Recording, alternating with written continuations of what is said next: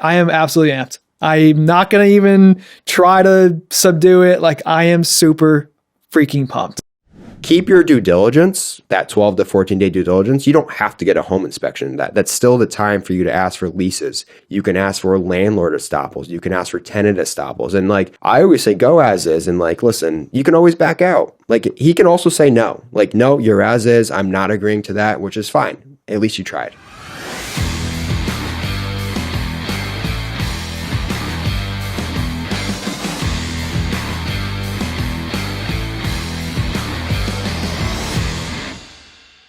Hey guys, welcome back to Sky's the Limit podcast. We're your hosts, Mike and Ryan. And today in this episode, we're going to talk about due diligence. But before we begin, what's going on, Ryan? What's going on? What are we drinking today?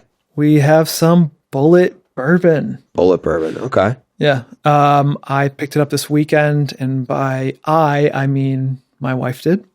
And she forgot to pick it up her first trip out. So she had to go out again. I told her she didn't have to. I'll get it. That's brutal. So we need to enjoy it because she went out twice to get it. It tastes good. Yeah.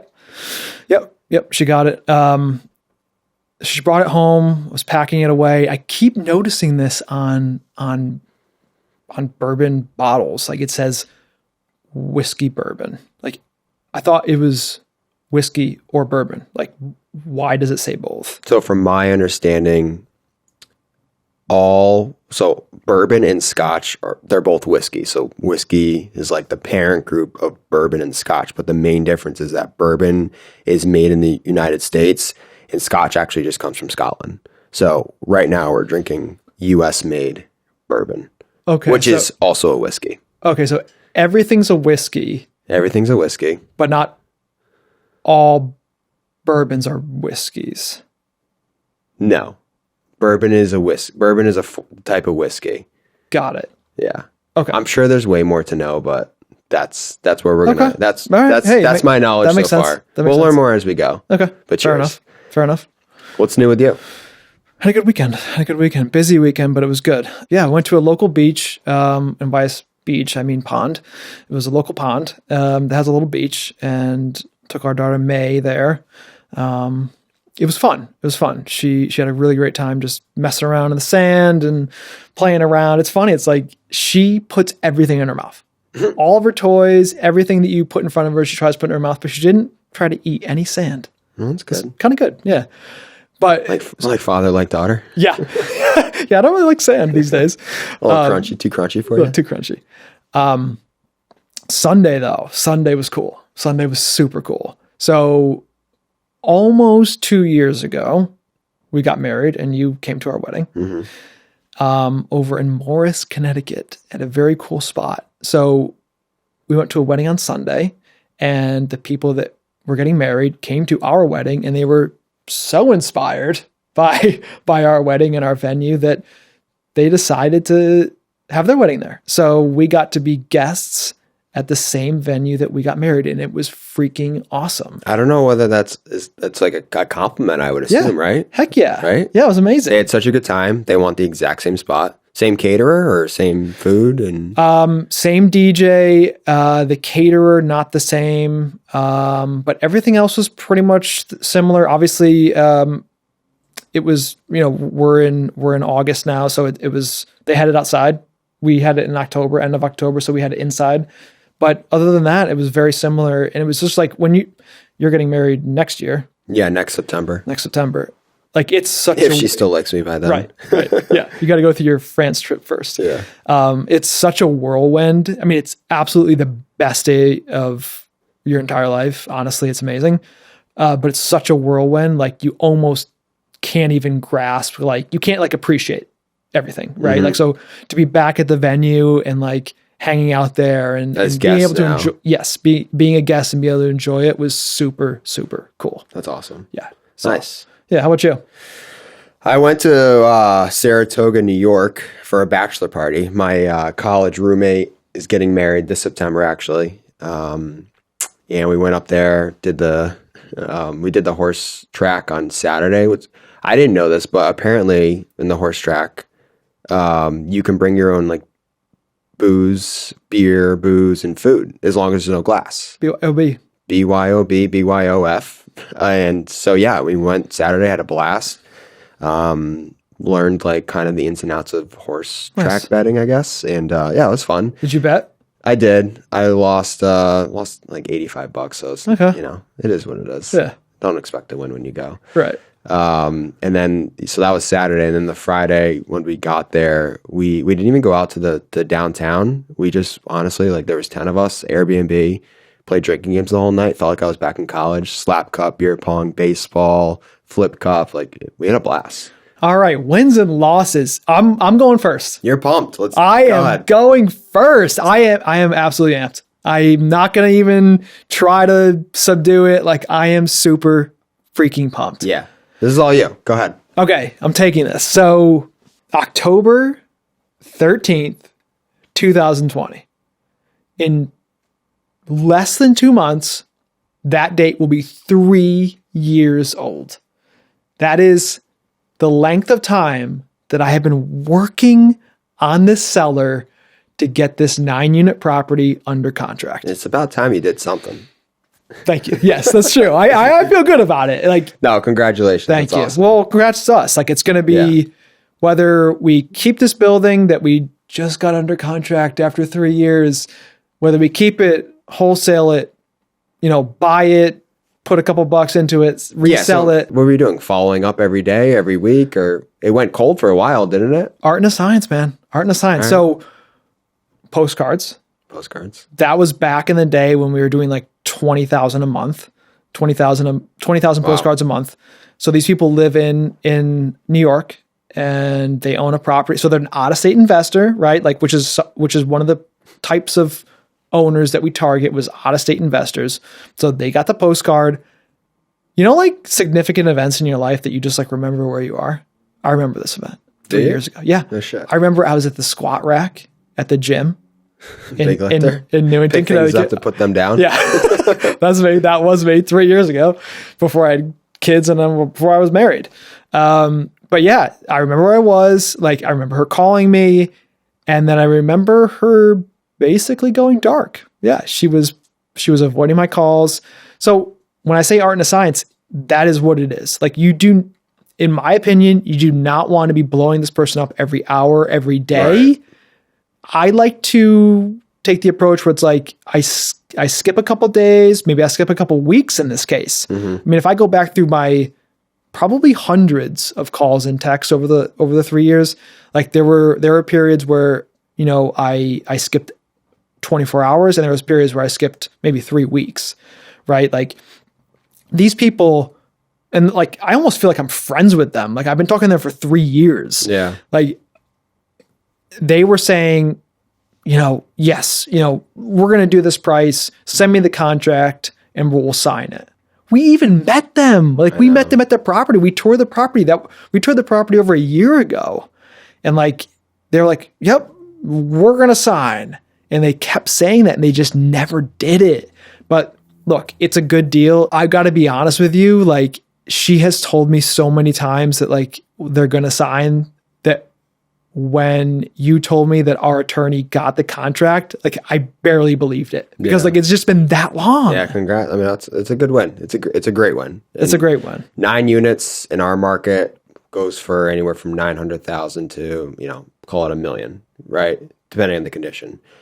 We got it for 735. I think that's why you were so like, hell yeah, let's go. Like we got this. So it's such a win. Now it's up to us what we want to do with it, whether buy it, fix it up, or maybe, I mean, we haven't seen it in like two and a half years. So definitely got to get back in there. Got to do what the topic of today is. Got to do some due diligence, get a home inspection and move forward with it. So yeah, that's a good one. Well, I won't hijack the whole thing, but like, how about you? Wins, losses, anything interesting? I'd probably go with a loss this week. So Simsbury building, office building that we own, Simsbury, Connecticut. As you know, we didn't do a due diligence on this one, which goes very nicely into today's show. But we didn't do a due diligence on this. Try saying that 5 times fast after having a couple sips of bourbon. And we knew that. Well, I'll go back. So we didn't do a due diligence, and now selling the building, we have to pull these oil tanks which are a 500 and 1,000-gallon, 2 oil tanks. And it's going to cost us $5,700 I got a quote for to remove those, and that's a contingency as part of the sale. So That's way better than we thought it was going to be. it's better than we thought. Not ideal. Should have figured it out day one, and we'll get it done, but yeah, it just sucks. Due diligence, super important. We probably, I'm just going to come out and say it, we probably don't do enough of it. Yeah, learned a lot over the years of buying property, not doing enough due diligence, and so yeah, let's talk about it. Let's start with a multifamily property. You're buying a single family to 4-unit residential.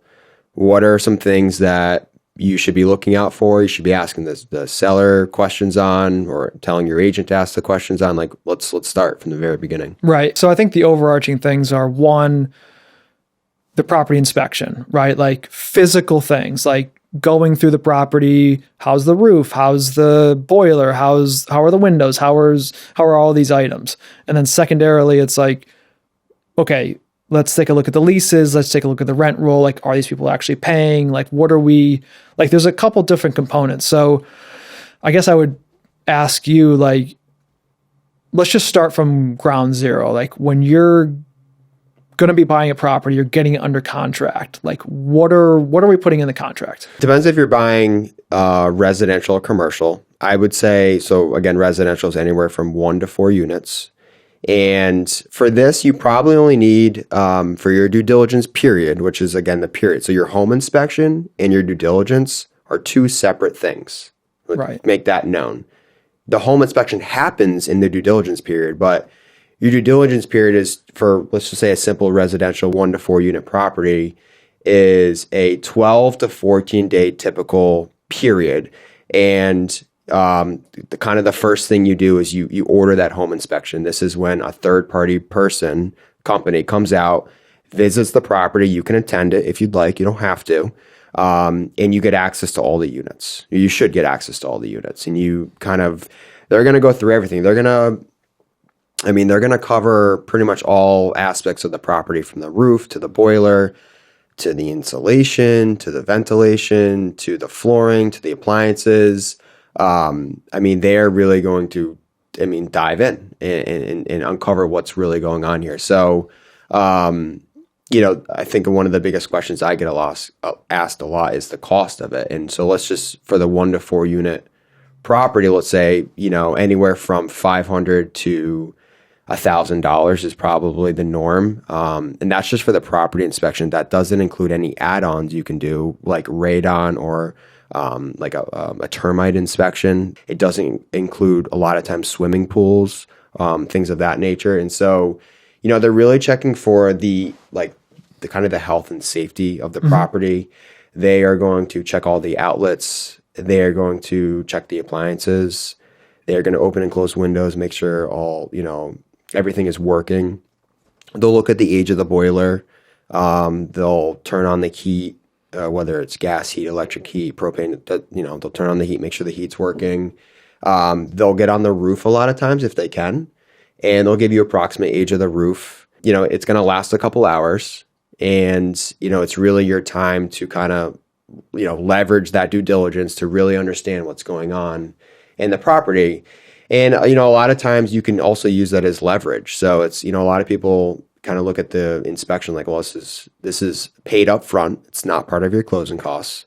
And so if it's $1,000, let's say, chances are something is going to come up. A good home inspector won't sabotage the deal, which I've been a part of a lot of those. It's really just to bring everything to your knowledge and tell you what's going on. Get underneath the hood and see what's going on with this thing. So what happens if a seller is like, oh, okay, so you want to do a home inspection? Like, what if they don't want that? Like, what if they like, yeah, I guess you could do it, but I'm not going to lower the price. Like, this is an as is thing. So a lot of houses are sold as is, and just because you do an inspection, you can still buy the property as is. And what's it's called is, I'm going to do my inspection for informational purposes only, or for due diligence purposes only. And you can write that in the contract. So just because a house is listed as, XYZ price, as is sale only, which you see a lot. It's like, that's okay. I can still do an inspection and I can still do a due diligence. And I think it's important to illustrate the difference between a due diligence and an inspection. A lot of people waive their inspections. They can still get a due diligence. So when you put up your earnest money deposit, which is again that deposit, like let's say you're buying a $300,000 multifamily and you put up, $3,000 to $5,000 deposit, you want that to be safe. And if a lot of people are like, well, I want to make sure that's going to be safe. Like, I don't want to waive my due diligence period, and you should never waive your due diligence period. But you can also waive your inspection period. But not your you can waive your inspection itself, which can help negotiate to a lower purchase price. And that's a lot of times what we do. Right. Right. So keep your due diligence, that 12 to 14 day due diligence. You don't have to get a home inspection. That's still the time for you to ask for leases. You can ask for landlord estoppels. You can ask for tenant estoppels. And like, I would argue that if you're buying a larger commercial building, your due diligence is going to be longer. It's just more information to collect. So let's break down like residential 1 to 4, 12 to 14 days due diligence period. Within there, you can get your home inspection. You can ask for all these things. So you're saying your agent has to write that in 12 to be in the contract. 12 to 14 days usually? Typically 12 to 14 days. For 1 to 4. Yep. And in that period, you can back out with your full earnest, that $3,000 to $5,000 deposit you put down. Once you get your offer accepted, you can get that back if you decide to back out for whatever reason. So you found something, whether it's like in the inspection, like, hey, this roof really is kind of in bad shape. You could back out for that, or you could back out because maybe you found that the seller told you that each side of this duplex was paying $1,000, and you just found out that one's actually paying $500. Yeah. So like in a 2 to 4 unit, you can ask for tenant estoppels, which is basically where the tenant has to agree on a piece of paper. You can have your attorney draft it or whatever, but they agree like, yes, I am paying this amount a month, whatever it's, maybe it's $1,000 a month and I'm current on rent, or in my security deposit is this. And that's a big one. Is a lot of times you close a property and you find out that the tenant, they tell you afterwards, like, oh, I never, or I have a security deposit, when really the old landlord used that security deposit to pay for rent. That happens all the time. So like an estoppel agreement, either a tenant or a landlord estoppel agreement will like get that, like figure that out real quick. It's this is my name. I'm living in this unit. I'm paying this much rent, and this is my security deposit, and I'm current on rent. So a tenant estoppel agreement is where the tenant signs off on verifies and signs off that they're paying XYZ, they're paying X per month. Yep. And their leases. And I would argue everyone to get that. Yes. And now for larger, so you listen, for larger commercial deals, you buying a 20 unit building or 12 unit building, to have all 12 tenants get that's a challenge, and that might like push the seller to not accept your offer. So what you can offer instead is a landlord estoppel. And this is basically a certified rent roll. This is basically saying that the owner of the building is agreeing that these are my tenants, these are the units they're in, this is the rent they're paying, this is their security deposit, I'm certifying that this is accurate. And so if you go back afterwards, if anything come up, you can go back to the owner. So, because then you don't really have much say with the tenant at that point, because they're not signing off on it. They're like, well, I don't care what my landlord said. Like, this is what's actually happening. Right. So you go back to him. So I would say, first course of action is like a tenant estoppel, and then if you can't get that for whatever reason, you don't want to ruin the deal, or they are not agreeing to it, get a landlord estoppel. You should be asking for copies of all the leases. You should be getting landlord or tenant estoppels. You should be going and calling town hall, proof of payment, all these things. So yeah, it's your time. It's your time to figure out what's going on. Let's give an example, only because we brought it up in the last 1 or 2 shows. That insanely stupid elevator repair bill. Great example. Yeah. So all right. I'll put you on the spot. What would we have done? Like, we have this bill now, right? Yeah. Because we didn't do any due diligence. We didn't call the elevator repair company, which we could have. We could have found out who the seller used and called the elevator repair company and said, hey, how's this elevator doing? Any outstanding issues? Blah, blah, blah. we could have found out about this thing earlier, but we didn't. We didn't do any of that. If we had, and we found out that it was going to cost us this money, and that there was this issue, would you have negotiated the price down? I would have negotiated seller credits. I'm a huge proponent of seller credits versus a lower purchase price, because seller credits, when you get that back at closing, that isn't today's money versus like financing. So if you're buying a building for $1 million and you're putting 20% down, that's $200,000 out of your pocket today.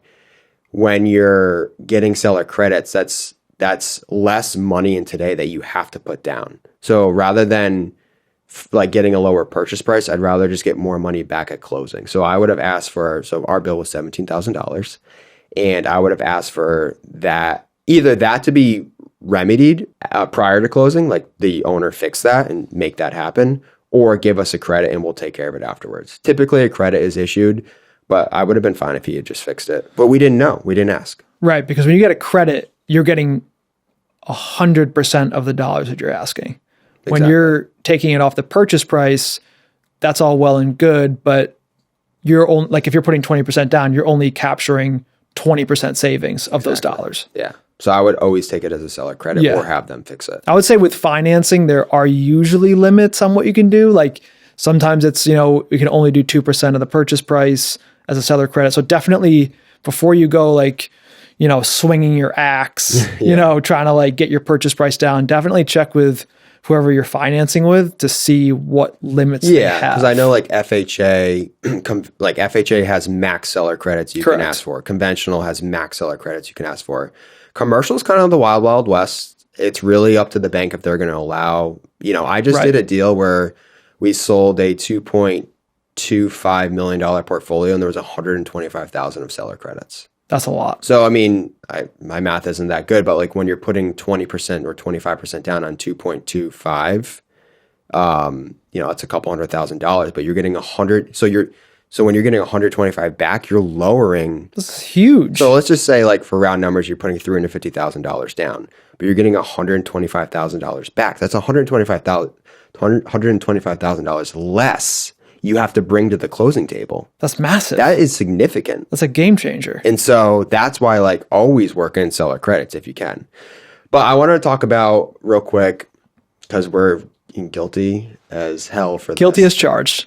Guilty as hell for this is trying to negotiate a better deal and waiving your property inspection.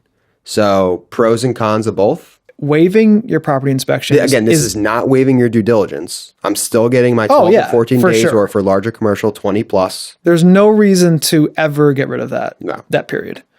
But we always waive the inspection. We have been waiving the inspection to get a lower purchase price. I would say, okay, here's my answer. Because we deal with so many off-market deals, at least in our market, at least with the people that we're dealing with, when we're buying an off-market deal, it's usually an as-is sale, right? Like it's usually like, hey, look, I can get more for this if I just go on the MLS and list it, but I'll sell to you guys off-market because it's easy, it's quick, whatever. So I feel like that's the route we usually go. So I think that for us in the situations we usually find ourselves in, it's advantageous to waive the inspection just to get the deal done, because normally what we're dealing with, it's usually a good deal. Like we're buying good deals. But you can still, so here's like the biggest difference, and I get this question a lot, is like, can I buy something as is and still get an inspection? Okay, and so the answer is yes. This is what I like. This is what I like. I really like taking this middle road where it's like, we are going to still do an inspection, but for due diligence purposes only. We're not going to nickel and dime you on the price.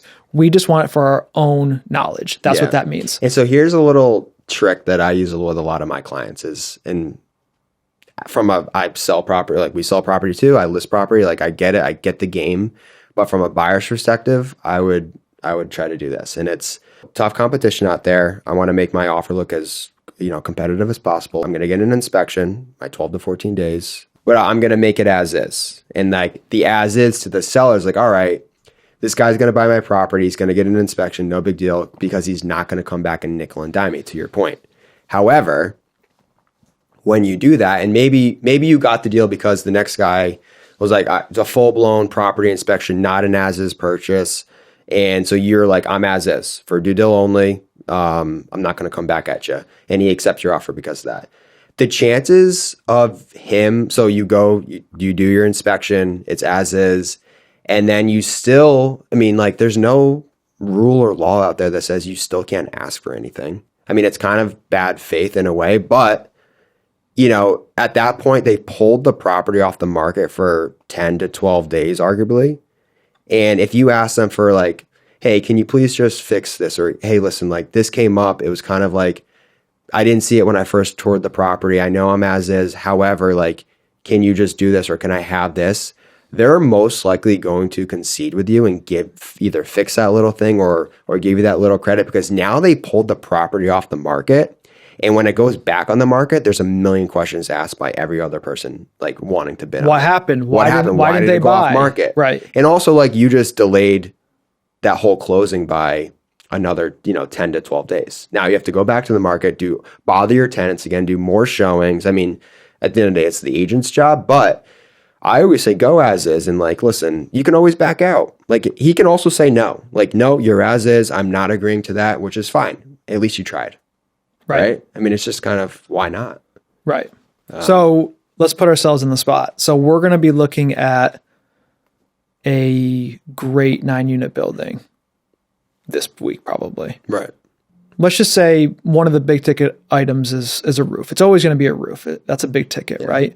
So like, should we be relying on just a general property, inspector to like tell you how a roof is, or should you bring like a roofer? I have stories for days on roofs. So generally speaking, and it's not an inspector's fault, like they are not roofers, but they should be able to give you within a good range of like 3 to 5 years of the roof. If it's 3-tab, if it's architectural shingles, like whatever it is, flat rubber, torch down, like there's so many different types of roofs. Like they should, within reason, like within a good, ballpark figure, be able to tell you what it is. But listen, at the end of the day, like at the bottom of every report, it's like they're not responsible for any like misinformation or like, I don't know, whatever like disclaimer they have. So maybe it is important to bring a roofer. And like a lot of them use drones now too. So they don't even have to go up on the roof. Like no liability because you should have a waiver signed if you're, you don't own the property, bring someone up on the roof, like have a waiver signed. So it becomes more of a hassle. But yeah, I think bring a roofer and bring an inspector and use that report as leverage and try to get a better deal. There's no X-ray vision available at this point in time. Do you remember we were under contract to buy this student rental portfolio like next to Trinity? Four houses. Four single family houses next to Trinity College, all occupied by, I think it was lacrosse and maybe the local fraternity, like just correct kind of party houses, to be honest with you. But they were cash flowing like crazy. Oh my God. Cash flow. We were under contract for 1.5. Correct. And I think they were bringing in like, oh my God, like $400,000 in like annual rental income. I mean, it was like shit. This is totally going back 5 years, but I believe there was maybe like 30 or so rooms between these houses, and each room was bringing in, like each student was paying $1,000 a month. Yeah, it was wild. Like we're not talking about a unit, like a room. Right. This is kind of a fancy college. Yeah. Yeah. Oh, absolutely. And so, yeah, basically what happened was during our due diligence period, which is, obviously a good example, we called the local admissions office, or we called. Yeah, it was admissions. We called the school. We called Trinity School and we said, all right, you guys have these houses here. They knew about the houses. Oh, yeah. And they, like other many colleges, and I think more are starting to do this, is they would only allow 200 kids to live off campus at a time. And it was their full discretion to make that number larger or smaller. So basically what they're telling us is like, yes, these kids live off campus now, but it may not be forever. They had full total control over how many kids lived off campus. And exactly. The houses we were purchasing was off campus housing. So at any point in time, they could pull the rug out from under us. Exactly. And these houses, so if 4 houses near Trinity College, single family houses, big houses, but single family houses. So if we're buying for $1.5 million divided by 4 houses, what is that?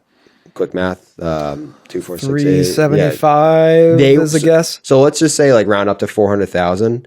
they were worth, without any student rentals there, fraction of maybe that. 150,000. So you're literally paying based on the income that the student housing is generating. It's worthless without it. That's what short-term rentals are doing. Yeah, you're right. So for that reason, we pulled out, and ironically, COVID happened the next year, and everyone got got sent home, and no one was living there anymore. I'm like, could you imagine buying that for 1.5 million, and then COVID happening? And I mean, I wonder what the guy's doing now. Could you imagine we bought for $400,000 each when they were worth 25% of that? COVID happens a year or so later. Nobody's in school. There's no income coming in. That would have been disastrous. So power of due diligence. Power of due diligence. You should always have a due diligence period. Whether you want to work a home inspection into your part of your due diligence, that's completely up to you. A lot of people say, no, I want a better deal. I'm going to waive it in completely. A lot of other people use it as leverage. I think we should start using it as leverage. I think the good middle ground is to just do it for your own due diligence purposes. Like if the seller's really, doesn't want to negotiate, like at least you do it for your own peace of mind. That's what that means. Like you don't need to like nickel and dime them if that's not the way the deal is structured, but at least get it for your peace of mind. Yeah. Good middle ground. No, well said. Key takeaway, due diligence is everything. It's probably the most important part of buying real estate. It shouldn't be overlooked. Ask as many questions as you can to both, agent or seller direct if you're going direct to the seller. Agreed. And, that's really your time to uncover all the hidden gems within buying real estate. Absolutely. So just remember, sky's the limit. Dive deep and invest in how you want to live. See you next time.